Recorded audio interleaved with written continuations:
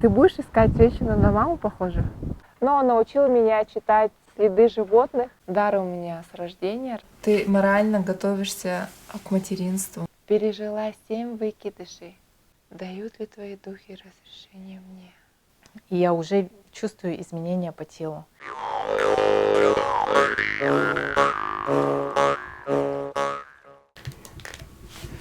Ксения, добрый вечер. Привет.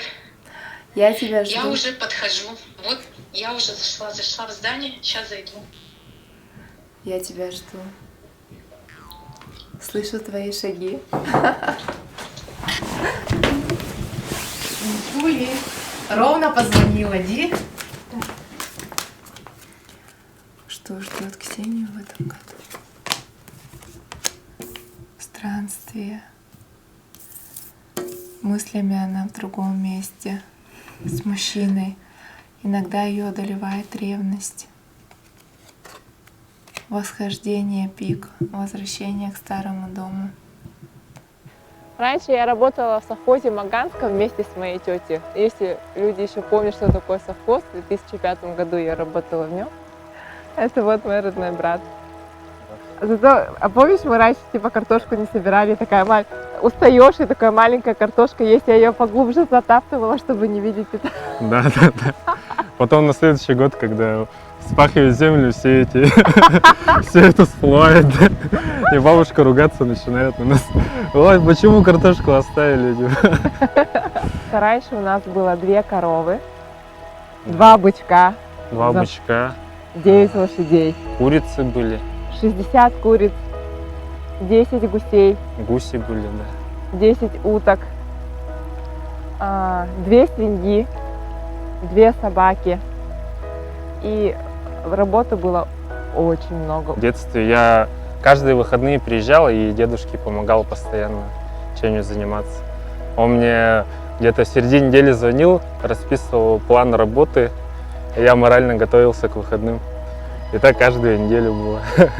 Ты морально готовишься к материнству. Да. Морально. Не только морально, но и физически уже. Ну вот начала. если сейчас нет детей маленьких, то ты уже готовишься к материнству. Сейчас нет детей? Нет. Ага, вот, то есть ты готовишься к материнству. А что вы говорите, чтобы у мамы настроение поднялось? Я тебя люблю, но Да. ты красивая. Ты просто бомба. Ясно. Ну, хорошая мама, веселая, ну, понимающая. Можно сказать, 2 глава нашей семьи, когда у нас такие мероприятия происходят. Ну, в целом, хорошая женщина. Правда, иногда паникует сильно. Да. А так нормально. А ты женишься же, да? Ну, когда-нибудь. Ты будешь искать женщину на маму похожую? Сложный вопрос. Почему сложный? Или наоборот? Мы, знаете, с Айдаром, у твоих же друзей, у них старшие сестры старше меня, да? Да. Я вышла замуж в 18 лет, и вот он мой первый, мой любимый, долгожданный сын. Поэтому мы, когда сейчас не ходим, часто думают, что я его старшая сестра, и что мои родители, на самом деле, это его родители, особенно когда ты с ними летаешь куда-то, да? Ну да.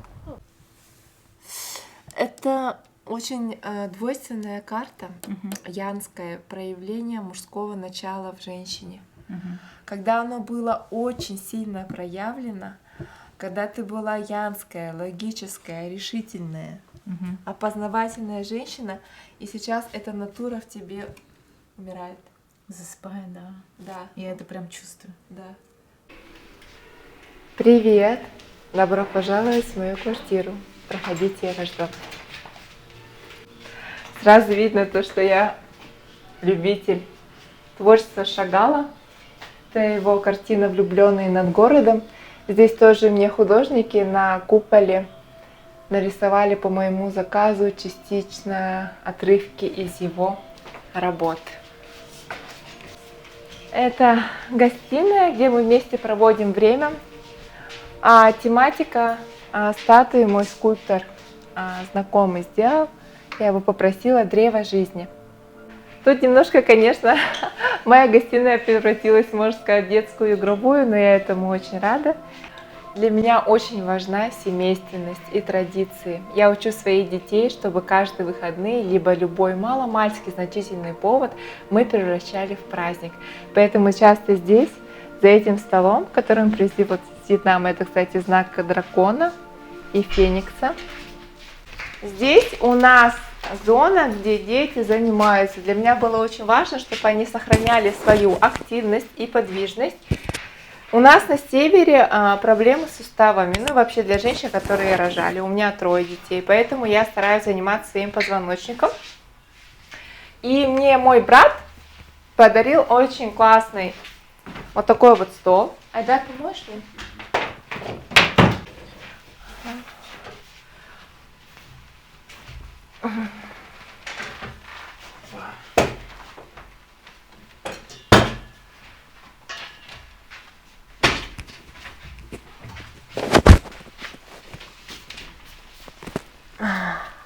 Самое главное, как я сказала, для женщин, это заниматься своей осанкой в детстве. После хореографии эта привычка осталась у меня. Если я не успеваю на инверсионный стол, я обязательно утром 5 минут стою, прикасаясь 5 точками, макушкой, плечами, копчиком, икрами и пятками, вот так вот в позе распятого Христа в течение 5 минут. Либо по японской методике, лежа в такой позиции. Здесь у меня потайная комната, у меня очень много вещей, здесь не все. Ну, вот. Это здесь полки, это все, это мой гардероб. Это, вернее, даже часть моего гардероба. Сейчас я останусь здесь одна, потому что лечу на встречу с Ксенией. Я должна провести ей сеанс остеопатии и прием на картах Таро. Тебе очень сложно прощаться с своими вещами, да? Ты привязана к своему гардеробу, к своему образу, но сейчас как будто бы идет время, когда ты должна его сменить, что ли? Так я уже приступила к этому. Да, ну вот что-то с гардеробом связано, со сменой гардероба. Это вообще прям реально, я на гаражной распродаже все свои вещи продала. Вот. Но при этом для тебя очень важен именно образ, стиль, да? Нургуяна меня впечатлила с самого первого раза, когда начала расклад на Таро. Вышла вот вся моя жизнь на данный момент. И это меня удивило уже тогда.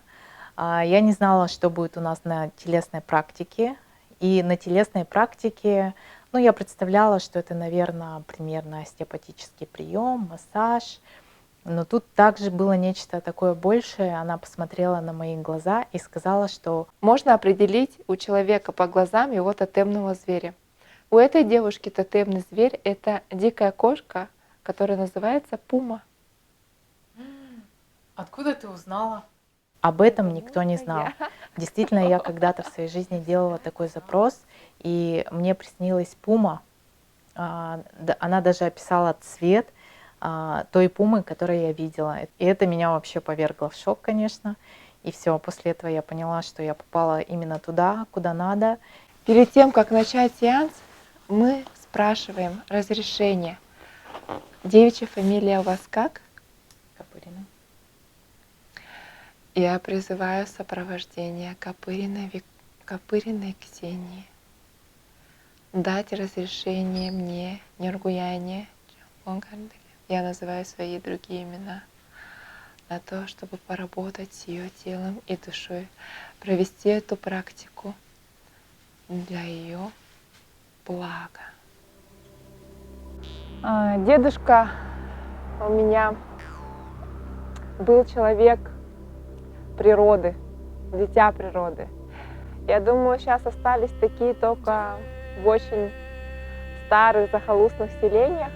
Он очень мало говорил, но он научил меня читать следы животных, как правильно обращаться с духами, когда ты выходишь на природу, когда ты идешь в лес, как себя вести, что можно делать, что нельзя.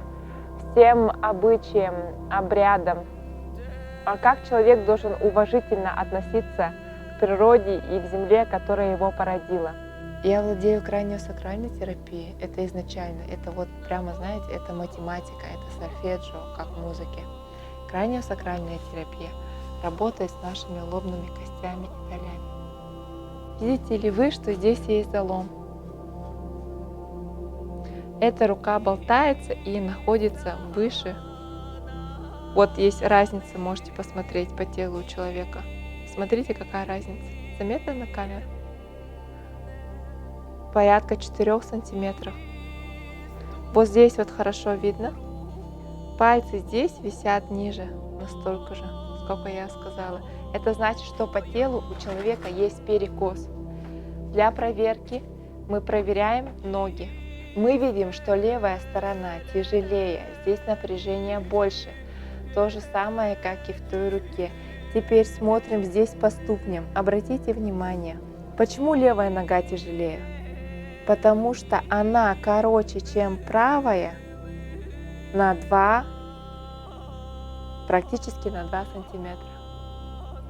То же самое, что идет с рук. Идет перекос в суставах. И мы должны сегодня это на сеансе отработать, откатать, похрустеть, повертеть. Ксения и так, поработать с ее мышцами, чтобы выпрямить полностью всю ее структуру. Ну, это же не значит плохо. Влечение, например, ну, есть шаманы же, да? Темный шаман, белый шаман тоже подразделяется. И темный шаман как бы считается тот шаман, который работает и со светлыми силами, и с темными силами. И когда обычно болезнь, это как бы темная сила захватывает, да, человека в какой-то мере.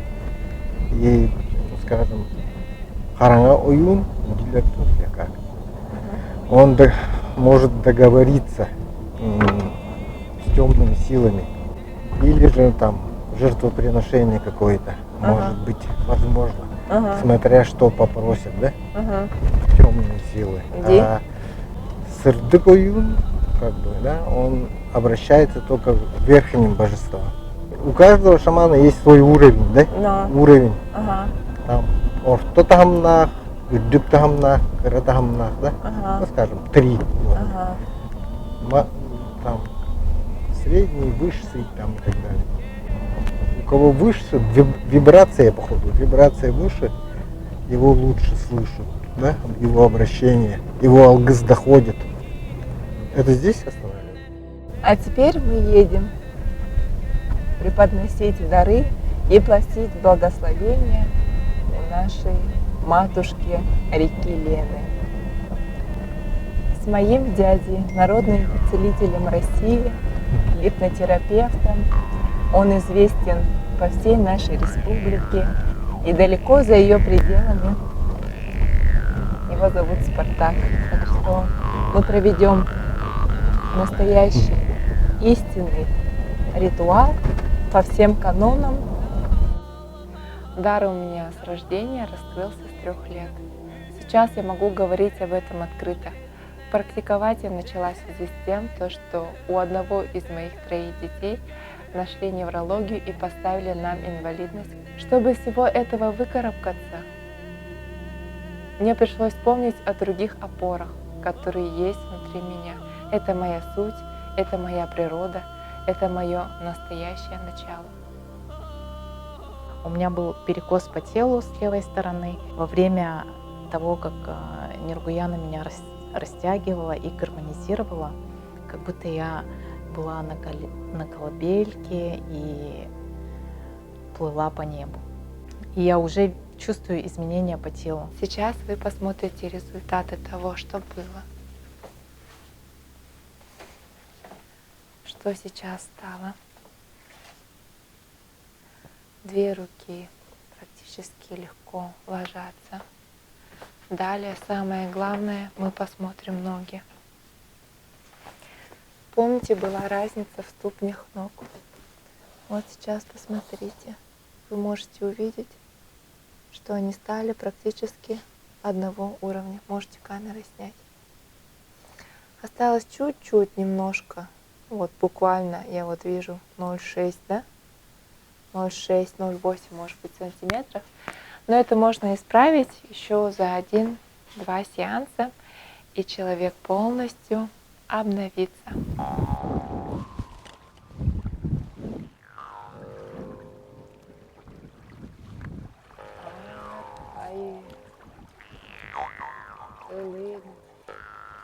Села, арыла, бурдук, индулята,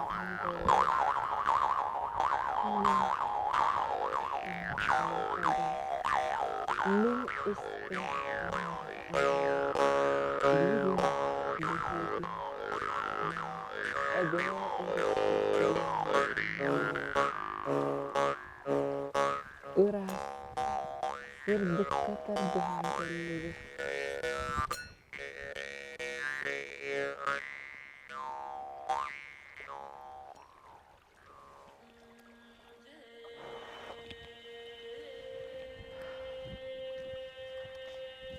Сегодня мы, придя к нашей реке, к нашей матушке Лене, просим благословения, просим защиты, просим благословения. Отпусти наши печали, забери все наши беды, неудачи. Даруй нам успех, даруй нам счастье, даруй здоровье, счастливые семьи, здоровых детей. Пусть наши предки благословляют нас, пусть наши потомки прославляют нас отныне и во веки веков. Я считаю, что каждая из вас может выстроить жизнь так, как она желает, и так, как она считает нужным. Я скинула 81 килограмм, пережила 7 выкидышей, через 3 экстренных кесаревых сечения получила на этот свет 3 детей. Была замужем несколько раз. В каких ситуациях я только не была, но благодаря силе своего духа, силе своего рода, моим детям, моей семье, моей земле, здесь я чувствую себя сильной, как нигде. Я люблю спать голой. Now I wanna meet you with my parents. Бабушка происходит из очень древнего рода. Там нас, кстати, познакомил мой другой поклонник из Германии. То есть я одна жила в джунглях. Делают массаж незрячие люди.